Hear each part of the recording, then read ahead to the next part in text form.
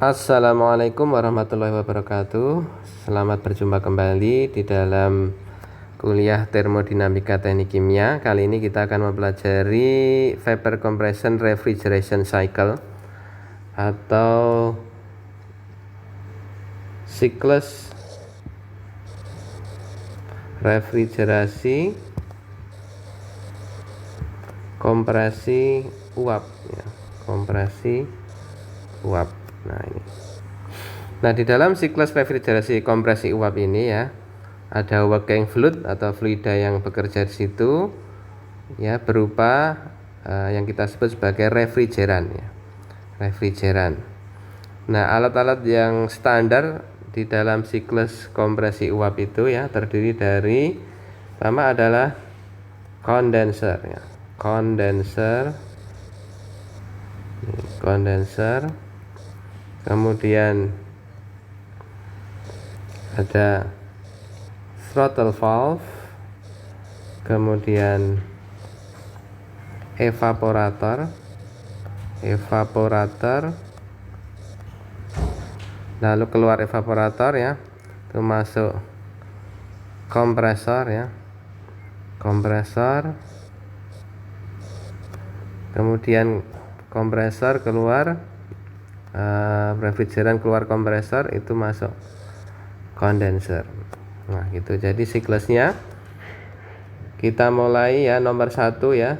Jadi standar pemberian nomor ini sesuai dengan referensi buku yang kita gunakan, yaitu Smith Vanes Ebert ya. Masuk evaporator itu 1 ya, nomornya ya, keluar dari throttle valve masuk evaporator itu nomor 1. Kemudian di dalam evaporator itu terjadi penyerapan panas ya, menyerap panas dari sistem Q, suhunya TC ya, suhunya lebih rendah. Kemudian keluar evaporator itu nomor 2 ya, nomor arusnya 2, masuk ke kompresor ya. Kompresor ini peristiwanya bisa didekati dengan isentropik ya, tetapi kenyataannya ya tentu entropinya berbeda ya. Jadi aktualnya ada perbedaan entropi. Ini sudah kita pelajari ya pada bab kompresor. Nah, kompresor itu membutuhkan kerja ya, W, atau membutuhkan daya ya. Oke, keluar kompresor tekanannya menjadi lebih tinggi ya, nomornya 3, masuk ke kondenser.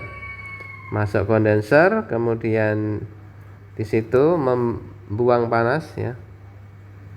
Dalam kondenser itu membuang panas Q ya, ini QH, suhunya TH. Dalam kondenser itu isobarik ya. Kemudian keluar kondenser ya, itu nomor 4 ya. Kondisinya cair jenuh ya, atau saturated liquid. Oke, kemudian kalau ini digambarkan di dalam diagram pH ya, atau pH diagram ya, seperti apa. Nah, pH diagram itu kurang lebih seperti ini ya. Ini ada titik kritis sana. Di sebelah kiri dari titik kritis itu garis cair jenuh, sebelah kanan adalah uap jenuh. Nah, kita mulai dari keluar kondenser itu nomor 4 ya, adalah cair jenuh ya. Letakkan di sini cair jenuh. Kemudian masuk di dalam throttle valve, mengalami proses ekspansi secara entalpi tetap atau isentalpik ke bawah ya, sampai titik 1 ini ya, 4 ke 1 tadi throttle valve ya. Ini tegak lurus atau vertikal karena ini absisnya H ya, jadi H tetap kan di sini. Kemudian 1 masuk ke evaporator ya, ini pada tekanan tetap ya, sampai titik 2 itu kondisi uap jenuh ya, uap jenuh. Nah, dari kondisi uap jenuh ini masuk ke kompresor ya, kompresor. Nah, kenyataannya itu aktualnya itu entropi tidak tetap, tapi idealnya itu Nah, S tetap. Nah, kita ambil idealnya dulu ya. S tetap di sana. Nah, itu titik ya. Idealnya tadi 3 aksen ya. Ini jadi 2 ke 3 aksen itu proses entropi tetap atau isentropik dalam kompresor ya, kompresor. Tapi aktualnya itu sampai titik 3 yang entropinya tidak tetap ya gitu. Oke. Kemudian masuk ke evaporator ya. 3 ke 4 evaporator pada tekanan tetap. Tekanan tetap ya. Jadi 3 ke 4 ini ya garisnya horizontal ya, karena ini tekanan tetap. Sampai ke 4 tadi, 4 ke 1 throttle valve, entalpi tetap ya tadi. Seperti itu prosesnya ya. Seterusnya itu di dalam diagram pH ya. Jadi ada wilayah yang suhunya tinggi itu ya, itu di mana ya, keluar kompresor 3 sampai 4 keluar dari kondenser itu tekanan tinggi. Kemudian ekspansi tekanan menjadi lebih rendah, yaitu terjadi di evaporator ya. Itu yang dimana di situ terjadi penyerapan panas dari sistem yang didinginkan. Oke, kalau di dalam diagram TS ya, kita gambar diagram TS macam ini. Nah, ini kurang lebih TS diagram seperti ini. Nah, titik keluar kondenser tadi di titik 4 ya, itu berada di wilayah atau di garis cair jenuh, kemudian mengalami ekspansi secara entalpi tetap ya. Ini garis entalpi tetap arah seperti ini H tetap ya, sampai 1 itu siap masuk evaporator ya, evaporator 1.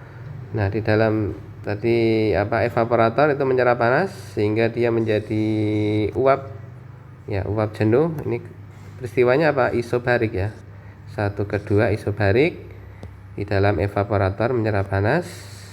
Nah, sampai titik 2 ini uap jenuh, kemudian masuk ke kompresor ya. Masuk kompresor itu idealnya prosesnya S tetap ya. Tadi tegak lurus ini sampai titik 3 aksen tadi, 3 aksen. Nah, kemudian kalau kondisi aktualnya itu S-nya berubah ya. Jadi sampai titik 3 ini ya. Titik 3 ke sana. Nah, kemudian 3 ke 4 itu peristiwa di dalam kondenser ya. Kondenser itu P tetap ya. Nah, ini. Nah, ini artinya ke sana ya. Ya. Tuh, jadi 3 ke 4 di dalam di dalam kondenser. Jadi 3 4 ini kondenser, ini evaporator 1 ke 2. Ini diingat-ingat ya, kondenser ini justru pada wilayah tekanan tinggi, suhu lebih tinggi ya. Di sini TH, di evaporator malah suhunya lebih rendah, TC. Jadi panas diserap di evaporator, dilepas di kondenser ya. 1 2 evaporator, 3 4 kondenser. Demikian yang kita pelajari pada kesempatan kali ini tentang siklus refrigerasi kompresi uap ya. Di dalam diagram pH gimana, diagram TS dan alat-alatnya. Demikian pertemuan kita kali ini. Assalamualaikum warahmatullahi wabarakatuh.